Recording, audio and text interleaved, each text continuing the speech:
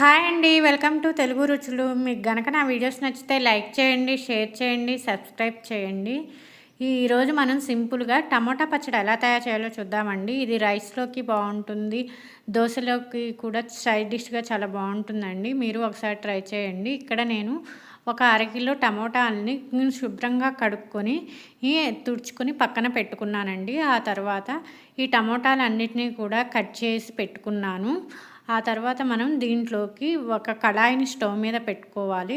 దాంట్లో డీప్ ఫ్రైకి సరిపడా 2 స్పూన్స్ ఆయిల్ వేసి మీ కారానికి తగ్గట్టుగా మీరు తీసుకున్న టమాటాలను బట్టి పచ్చిమిర్చి వేసుకోండి. ఇక్కడ నేను ఒక 5 పచ్చిమిర్చి వేసుకొని వీటిని స్టవ్ సిమ్లో పెట్టుకొని బాగా దోరగా వేయించుకుంటున్నానండి.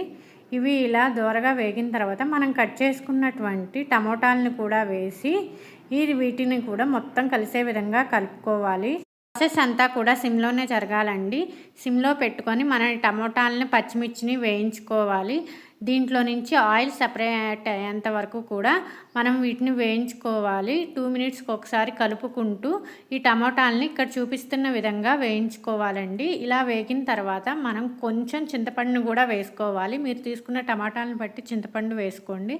కొంచెం చింతపండు కూడా వేసుకొని బాగా కలుపుకొని వీటన్నిటినీ కూడా వేయించుకొని ఇవి అన్నీ కూడా వేగిన తర్వాత ఆపివేసి కొంచెం సేపు చల్లార్చుకోవాలి. ఆ తర్వాత ఒక మిక్సీ జార్ తీసుకోవాలి. మిక్సీ జార్లో మనం కొంచెం 5-6 వెల్లుల్లి, ఒక 2 స్పూన్స్ జీలకర్ర వేసుకోవాలి. ఇలా ఇవి వేసిన తర్వాత మనం చల్లార్చుకున్నటువంటి టమోటా, పచ్చిమిర్చి, చింతపండు మిశ్రమాన్ని మొత్తాన్ని కూడా ఈ మిక్సీ జార్లో వేసుకోవాలి.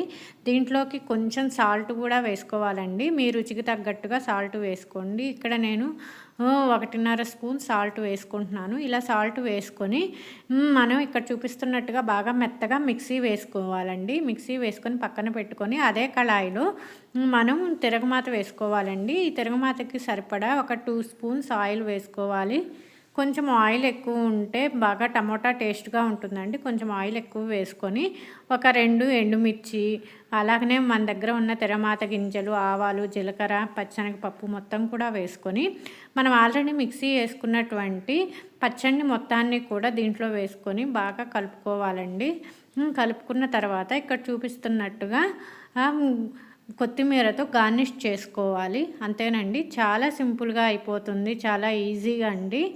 మీకు చాలా క్విక్గా చట్నీ తినాలనిపిస్తే మనం ఈ టమోటా చట్నీని చేసుకొని ఏ అన్నంలోకైనా తినేయచ్చండి. చాలా బాగుంటుంది. మీరు ఒకసారి ట్రై చేయండి.